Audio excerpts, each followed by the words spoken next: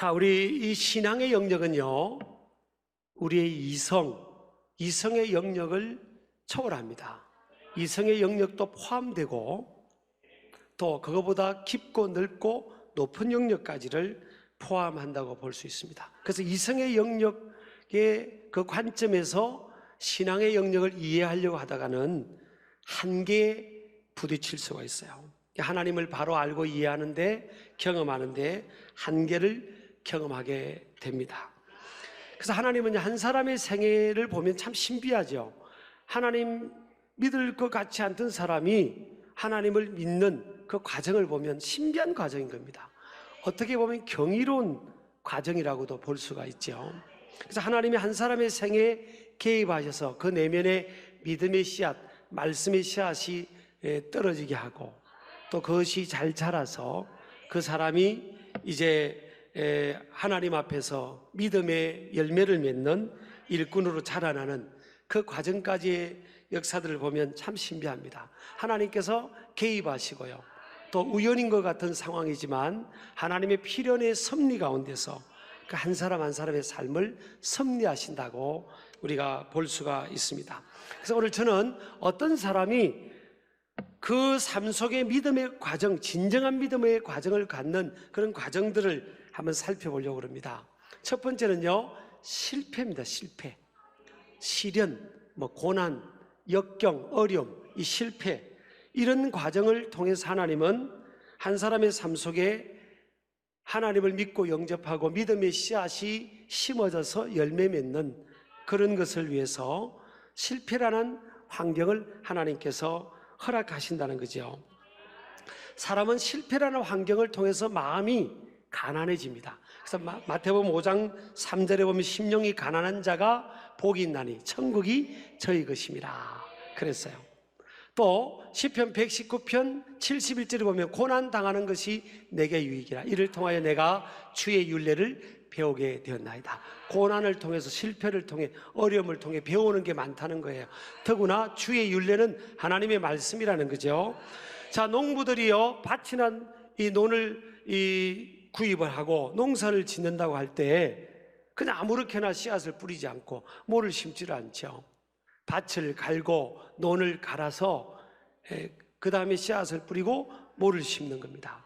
마찬가지로 하나님의 말씀의 씨앗, 믿음의 씨앗이 우리 속에, 사람들의 속에 떨어져도 열매를 대부분 맺지를 못해. 왜? 길바닥 같고 돌짝밭 같고 가시덤불 같은 이 믿음의 씨앗이 자라기는 것을 제한시키는 장애물들이 있는 거죠. 그래서 열매 맺는 밭은요, 옥토입니다. 옥토. 30배, 60배, 100배 열매 맺는 밭은 옥토의 밭. 착하고 부드러운 마음이 부들부들해져야 돼요. 우리가 언제 마음이 부들부들해지죠? 실패를 경험했을 때입니다. 오늘 베드로라는 사람이 나오는데, 베드로는 갈릴리 바닷가의 어부예요. 오늘 이 갈릴리 바닷가를 오늘 누가복음에서는요, 게네사렛 호수라고도 하고, 또 성경은 디베라 바다라고도 하고, 갈릴리 호수라고도 하고, 갈릴리 바다라고도 해요. 바다로 볼 때는 작고 호수로 볼 때는 크고 하는 그런 갈릴리 호수 바다, 그런 곳에서 평생을 고기를 잡는데 잔뼈가 굵은, 그래서 조금 이제 돈을 벌어가지고 자기 배를 하나 마련해서 동료들과 함께 고기를 잡는 일에 종사하는 그런 사람이 베드로였습니다. 근데 이 베드로가 밤새도록, 여러분 잘 아시는 것처럼 고기 한 마리를 못 잡았어요. 여러분, 이게 믿어지십니까? 배를 가지고 그물을 던져서 밤새도록 여러 사람이 고기를 잡으려고 그물을 던졌는데 그 바닷가에 한 마리도 못 잡은 겁니다. 이 초짜가 아니에요. 초년병이 아닙니다. 아마추어가 아니에요. 베드로는 고기 잡는 분야에서는요, 전문가입니다. 엑스퍼트입니다. 엑스퍼트. 그런데 밤새 고기 한 마리를 못 잡은 겁니다. 이것도요, 우연이 아닙니다. 아니, 밤새 고기 한 마리는 잡아야 될 텐데 그물을 여러 번, 한 번, 두 번 던졌겠습니까? 근데 한 마리를 못 잡았어요. 아니, 내 계산대로 하면 잘 되고 경험적으로 잘 되는데 왜 안 되죠? 하나님이 안 되게 하신 겁니다. 안 되게 하니까 이제 다음날 아침이 되니까 베드로가 처자식이 있잖아요. 그러니까 지금 고기라도 몇 마리 잡아가야 되는데 처자식이 굶을 판 아닙니까? 그래서 그물을 아침에 씻고 있는데 예수님이 그곳에 오신 겁니다. 여러분요, 큰 넓은 바다와 같은 호수에 그 많은 그 고기 잡는 어부들이 있는 그곳에요. 하필 베드로가 있는 곳에, 고기 한 마리 못 잡은 베드로가 있는 그곳에 예수님이 오신 겁니다. 예수님이 움직이니까 많은 무리들이 따라와서 예수님의 말씀을 들으려고 따라왔을 거 아닙니까? 그리고 배가 두 척이 그곳에 있는데 예수님은요, 시몬 베드로의 배를 딱 선택해서 탑니다. 그리고 그곳에서 하나님의 말씀을 전해요. 말씀을 다 전하고 나서 베드로한테 그럽니다. 깊은 데로 가서 그물을 던져 고기를 잡으라 그럽니다. 여러분요, 깊은 데로 가서 그물을 잡아서 고기를 던져서 잡을 수 있는 것은요, 6가지의 불리한 상황입니다. 왜 불리하냐? 순종하기 힘들어요. 자, 첫 번째로는요, 이미 그물을 싣고 있잖아요. 이제 퇴근하려고 그물을 싣고 있는 상황이고, 또 밤새 그곳에서 그물을 잡았는데 한 마리도 못 잡았어요. 세 번째는 뭐예요? 베드로가 고기 잡는 데는 어부고 갈릴리 바닷가의 전문가입니다. 예수님은 뭐예요? 목수일을 하셨어요. 목수일을. 공생애의 사역을 하시기 전까지는 목수일. 마리아의 남편이었던 예수님의 육신의 아버지였던 요셉이 목수일을 했습니다. 나사렛에서. 그렇게 전문가는, 세상적으로 볼 때 전문가는 베드로입니다. 베드로. 전문가한테 비전문가가 와서 저 깊은 데로 가서 그물을 던져봐라, 그런 거 아닙니까? 그리고 고기 잡는데 최적의 시간은요, 밤입니다. 밤. 근데 지금 예수님께서 깊은 데로 와서 그물을 던지라 했던 때는 언제입니까? 해가 다 떠가지고 예수님 설교까지 마쳤을 때예요. 시간적으로도 안 맞아요. 또 그물을 내리는 데는요, 적당한 깊이에서 고기가 있는 거지 그 민물고기 그런 게 깊은 데 있지가 않아요. 근데 예수님은 깊은 데, 없는 곳, 전문가들이 볼 때는 없는 곳이에요. 근데 깊은 데 가서 그물을 던져봐라. 어부 입장에서는 굉장히 비합리적인 그런 메시지죠. 또 베드로는 밤새 고기를 잡는 것, 그물까지 씻었기 때문에 몸이 어때요? 지쳐 있습니다. 여러분, 몸이 지치면요, 귀차니즘에 빠집니다. 몸이 이렇게 지치면 아무것도 안 하고 싶지 않아요. 그런 상황인데 우리 예수님께서 깊은 데로 가서 그물을 던져 고기를 잡으라니까, 우리 결과를 알지 않습니까? 베드로가 말씀에 의지하여, 따라합시다. 말씀에 의지하여 그물을 내리리라 그럽니다. 여기서 말씀에 의지하여는 헬라어로 에피데토 레마트입니다. 에피데토. 그럼에도 불구하고 말씀을 따라서, 이런 뜻입니다.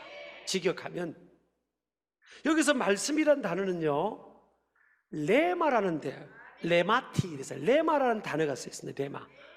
레마라는 단어는요, 하나님, 이 히브리어로는 다바라와 같은 의미인데, 아마라는 보편적인 말씀이고, 다바라는 하나님의 특별한 주관적인 절대적인 명령형의 말씀, 이런 뜻이에요.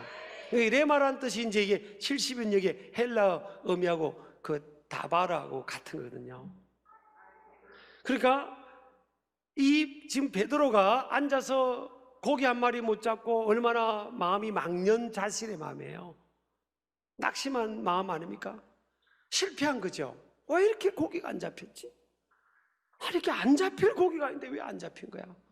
아니, 내 처자식한테 무슨 면목으로 가냐? 그리고 이제 이 실패 속에서 마음이 가난해진 겁니다. 사람이 승승자궁고 하면요, 다 그런 건 아니지만 많은 사람들은 마음이 자만해요. 자만. 제가 언젠가 어떤 교인들하고 나눔을 갔는데 어떤 남자분이, 목사님, 제가 한때는 이 일을 하면서 너무 잘 나갔다는 겁니다. 근데 내가 자만해가지고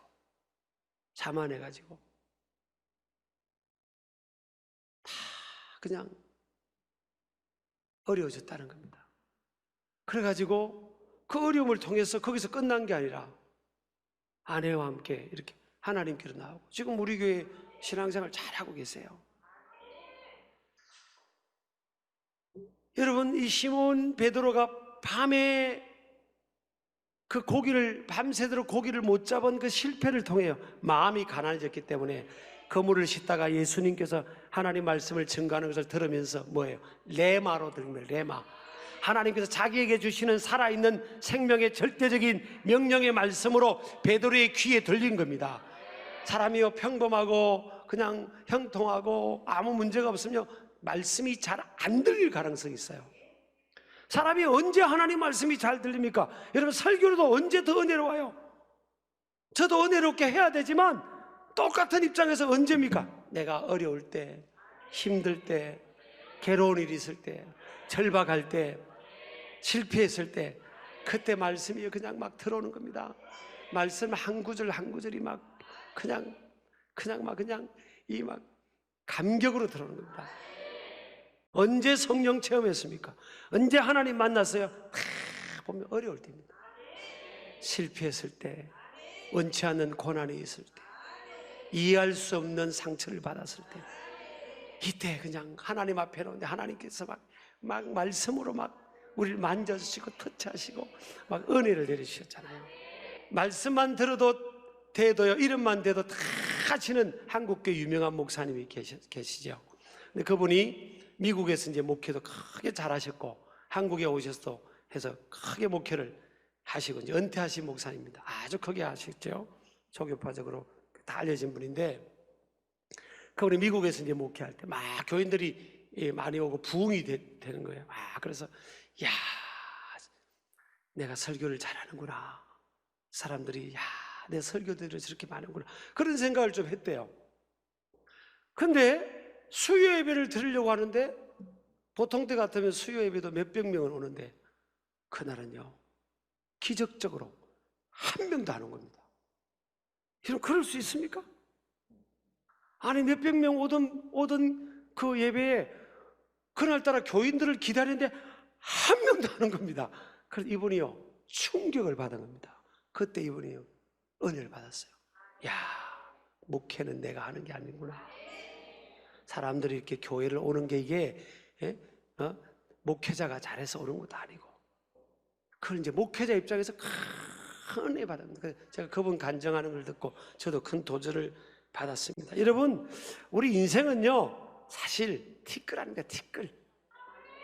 우리 인생은 티끌이에요. 티끌. 하나님께서 우리에게 생명을 주셔서 우리가 존재하는 거지, 우리가 하나님 없는 인생은요 nothing입니다. nothing 인생이에요. 하나님 안에서 우리 인생이요 everything 되시는 그 주님이 함께함으로 우리 인생이 열리는 거지. 그러니까 여러분, 예수님 없는 인생은 nothing입니다. 내가 아무것도 아니다는 걸 깨달아야 모든 것 되시는 예수님이 보이고요, 그분 앞으로 우리가 절절하게 나가는 겁니다. 자, 이 시몬 베드로가 밤새 고기 한 마리 못 잡고 인생의 실패와 시련을 겪었지 않습니까? 그러니까 말씀이 들려요. 그래서 여러분, 진짜 복이라는 게 뭡니까? 성공이라는 게 뭐죠? 진정한 성공과 축복. 이게 세속적 성공과는 대치되는 겁니다. 사실은 진정한 성공은 세속적인 것에 일시적 성공을 뛰어넘습니다. 돈을 많이 벌고 내가 명예를 얻고 권력을 얻고, 이게 이 세속적 성공의 수준이 아니라니까요. 여러분, 만약에 세속적으로 성공하고 하나님 말씀이 안 들리고 믿음을 못 갖고, 그럼 그게 무슨 성공입니까? 사실은 진정한 성공이 못 되는 거죠. 여러분, 밤새 고기를 많이 잡아서 그물이 찢어질 정도로 고기를 많이 잡았는데 베드로의 마음이 가난하지 않아서 하나님 말씀을 듣지 못하고 예수님의 말씀을 듣지 못하고 주님 앞에 나아가지 못했다면 그건 뭐예요? 진정한 성공이라고 볼 수 없어요. 그가 심령이 가난해서 주의 말씀을 레마의 말씀으로, 자신에게 주신 말씀으로 받고 그 말씀을 붙들고 나갔잖아요. 처음에는 선생님 이랬어요. 예수님을 선생님 이랬습니다. 근데 주님의 능력을 경험하고는 뭐라고 배웁니까? 주여 나를 떠나소서, 나는 죄인이로소이다. 그래서 진정한 성공은요 주님의 음성이 들려짐으로 주님과 교통하는 차원입니다. 차원. 그걸 포함하는 겁니다. 우리가 진짜 인생을 성공했다는 것은 뭐예요? 주님과 내가 교통하는 거예요. 하나님의 말씀이 내게 들려지는 겁니다. 주님과 내가 친밀한 릴레이션십, 인티밋 릴레이션십이라고 그러죠. 친밀한 관계성을 주님과 맺는, 이게 진정한 성공입니다. 우리 아멘 하시기 바랍니다. 자, 베드로가요, 얼마 전까지는 선생님, 몇 시간 전까지는 그랬잖아요. 근데 주님을 체험하고 나서 주여 그럽니다. 이 단어가 헬라로 퀴리입니다. 큐리오스, 주님. 선생님에서 주님이 돼버린 겁니다. 선생님에서 내 인생의 주님이 돼버렸다는 거예요. 또 하나는 베드로는 뭐라고 합니까? 나는 죄인이라고 해서 죄인. 진정한 성공은요, 진정한 자신의 자아를 발견하는 게 성공입니다. 자신의 자아를 발견하는 거예요. 자신의 자아를 발견할 때, 주님을 만나고 자신의 자아를 발견할 때 뭐예요? 자기 사명을 찾습니다. 그래서 주님을 따르는 사람 낚는 어부가 되는 겁니다. 그 중요한 게 뭐가 자기 자아를 발견하는 겁니다. 예수님 만나지 않으면, 하나님 만나지 않으면 인생이 어디서 왔다 어디로 가는지 아무도 답할 사람이 없어요. 그럼 철학자한테 물어보세요. 인생이 뭐냐고. 그거 알면 나한테 좀 가르쳐 달라고 그럽니다. What is life? 인생은 하나님께로부터 나와서 하나님 안에 살다가 하나님께로 돌아가는 게 인생인데, 여러분, 이게 믿음을 갖지 않으면 내가 누군지를 모릅니다. 나는 얼마나 연약한 존재고 얼마나 티끌 같은 존재고 나는 아무것도 아닌 존재라는 것을 사람들은 몰라요. 자기가 얼마나 죄인인지를 모릅니다. 하나님 만나고 주님과의 관계성을 맺으면요, 내 자아를 깨닫는 겁니다. 나는 죄인이구나. 나는 죄인이기 때문에 나를 구원해줄 구세주가 필요하구나. 그래서 베드로가 주라고 고백하지 않습니까? 내가 죄인인 겁니다. 우리가 예수님 만나고 하나님 만나야 내 자아를 깨달아요. 여러분, 저를 어떤 분은요, 우리 담임 목사님 존경스러워 그러죠. 여러분 잘못 알아서 그렇습니다. 저도 죄인입니다. 죄인. 제가 얼마나 죄인인지 모릅니다, 여러분. 그럼 목사님이 숨어서 죄를 많이 지었나요? 그렇게 따지지 마시고요. 하나님 앞에 우리 자체가 다 죄인이에요, 죄인. 여러분, 마음을 들어보세요. 마음이 시궁창 아닙니까, 여러분? 솔직히 남한테 다 말을 못해서 그렇지. 우리 다 죄인인 겁니다. 그래서 우리는 예수 그리스도가 필요하고 우리의 구원자가 필요하고 우리는 너무 연약한 존재이기 때문에 우리를 돌봐주실 아버지가 필요합니다. 아버지, 하나님 아버지가 필요한 겁니다. 자, 이거 베드로가 예수님 만나고 체험하고 주님의 제자가 되는 그 과정을 보세요. 결코 여러분 우연이 아닙니다. 자, 그 갈릴리 바닷가에 많은 배들이 있잖아요. 근데 우리 예수님이요, 딱 시몬 베드로 배를 타잖아요. 여러분 갈릴리 한번 가보시면 갈릴리가 굉장히 넓습니다. 많은 배들이 있고 많은 어부들이 있는데, 아니 그 많은 장소가 있는데 예수님이 베드로가 있는 거기를 간 겁니다. 우연이 아닙니다, 여러분. 여러분, 저 주님이 사랑하는 사람들은요, 결코 우리를 놔두지 않아요. 내가 좀 방황하면요, 주님이 영적 환경을 만드세요. 만들어가지고 믿음으로 와야지. 그러면서 어떤 데 필요하면요, 믿음 좋은 사람들을 딱 길목에서, 인생의 길목에서 만나게 하시고 그를 통해서 푸시도 받고 섬김도 받고 그럽니다. 제가 대학교 1학년 때 좀 방황했어요. 대학교 1학년 때 교회는 잘 다녔는데 내 인생의 마음의 왕자, 내 마음의 주인으로 예수님을 딱 모시지를 못했어요. 구체적으로 예수님 믿기는 믿는데 딱 내 인생을 중심을 못 드릴 때 됐어요. 그래서 그때 우리 친구하고 대학 가요제도 나가고 그랬습니다. 제가 물론 떨어졌지만 그렇게 했거든요. 근데 그 친구 얼마 전에 연락이 왔어요. 자기 아들 결혼시킨다고 뭐 그렇게. 네, 그런 추억이 생각났습니다만은 2학년 때는 완전히 하나님께 제가 저를 드리는, 중심을 드리는 그런 제문인데, 그러니까 이게 마음이 공허한 겁니다. 하나님이 저를 너무 사랑했던 것 같아요. 근데 그때는 누구를 만나고 싶지 않은지 아세요? 예수님 잘 믿는 사람, 또 목사님들. 요즘 같으면 전화도 안 받았을 겁니다. 그리고 믿음 좋은 사람들, 팀장, 구역장, 리더들 만나기 싫은 겁니다. 방황할 때는 신앙적으로. 근데 하나님은요, 피할 수 없는 그 길목에서, 대학교 캠퍼스 안에서도요, 이렇게 숨을 때도 오면 딱 거기서 그 선배님 만난 겁니다. 제일 성령 충만한 선배님을 딱 만납니다. 또 그분 피해서 저쪽 가면 또 저쪽에서 또 딱 거기서 만나고, 그게 수도 없이. 그래서 그냥 코끼는 것처럼 해가지고 기도에 따라가고요. 따라간 게 끌려가는 거죠. 하나님이 그렇게 하다가 한 번은 기도를 많이 하는 선배님이 계셨어요.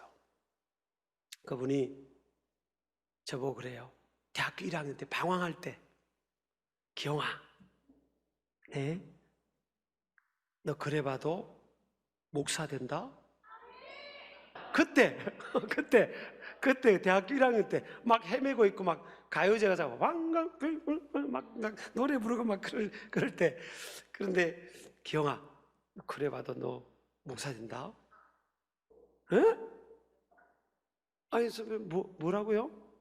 너 그래봐도 네 목사 되는 거야. 목사 될 거야. 너 목회자 될 거다. 네?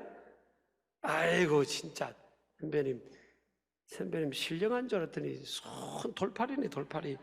아니 내가 목회자 되면 대한민국의 모든 남자가 목회자 되지. 아이고 참. 그건 제가 됐잖아요.